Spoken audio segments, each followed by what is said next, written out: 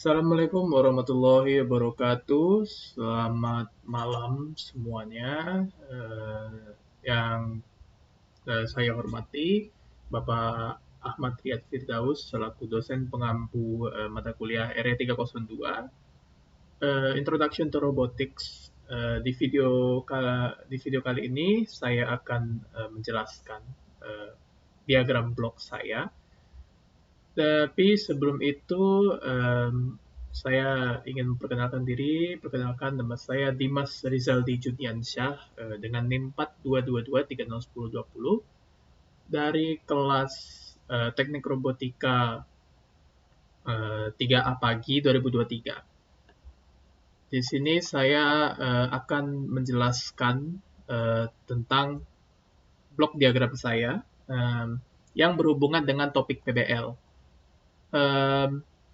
Seperti yang kita ketahui bahwa untuk semester ini saya tidak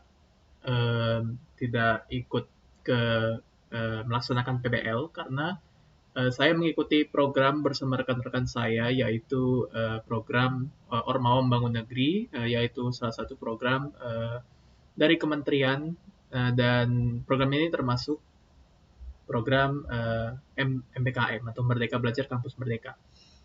Oke, bisa dilihat di sini bahwa kita dapat melihat diagram bloknya. Untuk diagram bloknya saya memakai website Lucidchart untuk membuat diagram bloknya. Dan di sini terdapat banyak komponen, yaitu ada source, ada indicator, ada controllers, ada energy storage, energy conversion, controllers, dan protection, dan juga ada load. Nah, di sini saya akan menjelaskan apa-apa saja yang ada di blok diagram ini, dan saya akan menjelaskan dengan fungsi-fungsinya dan cara kerjanya. Oke, jadi di sini diagram blok ini menunjukkan bahwa ini dari sistem PLTS hybrid yang memanfaatkan dua sumber energi, yaitu dari panel surya dan sumber PLN. Untuk penjelasannya, baiklah kita akan memulai dari yang pertama, yaitu sumber energi atau energi source. Untuk sumber energi sendiri, itu terdapat dua source. Yang pertama ada panel surya atau solar panel, dan ada yang dari PLN karena program ini bekerjasama dengan PLN. Panel surya menangkap energi matahari dan mengubahnya menjadi energi listrik, dan untuk PLN, sumber listrik cadangan dari PLN digunakan jika energi dari panel surya tidak mencukupi. Nah, untuk yang kedua, di sini terdapat dua controllers, dan saya akan menjelaskan untuk controllers 2. Controllers 2 itu terdiri dari charge controller, terus juga ada relay, dan ada juga timer, dan juga ada switch. Saya akan menjelaskan satu persatu. Charge controller berfungsi untuk mengatur proses pengisian daya ke baterai untuk menghindari kelebihan muatan atau pelepasan daya berlebih. Untuk relay sendiri terdapat 3 relay, ada relay 1, relay 2, relay 3. Relay ini berfungsi untuk mengatur jalur arus listrik yang berdasarkan kondisi sistem. Mereka bertindak sebagai saklar otomatis untuk memilih sumber daya mana yang akan digunakan, panel surya atau PLN, sesuai dengan jumlah source yang ada di project ini, yaitu 2. Untuk timer sendiri berfungsi untuk mengatur waktu yang mengontrol kapan proses switching atau pergantian antara sumber daya dilakukan berdasarkan kebutuhan atau kondisi baterai. Ada juga switch, yaitu saklar utama yang menghubungkan atau memutus arus listrik di dalam sistem. Yang ketiga ada indikator. Indikator ini terdiri dari 2, yaitu ada light on dan light off. Jadi saya akan menjelaskan satu persatu. Light on menyala untuk menunjukkan bahwa sistem sedang beroperasi menggunakan energi dari panel surya, dan yang kedua light off menyala ketika sistem beralih ke sumber energi dari PLN. Yang keempat, saya akan menjelaskan controller 1, yaitu ada automatic turn switch right dan automatic turn switch left. Automatic turn switch right ketika sistem mendeteksi bahwa energi dari panel surya mencukupi, otomatis akan beralih ke penggunaan energi dari panel surya. Dan untuk automatic turn switch left.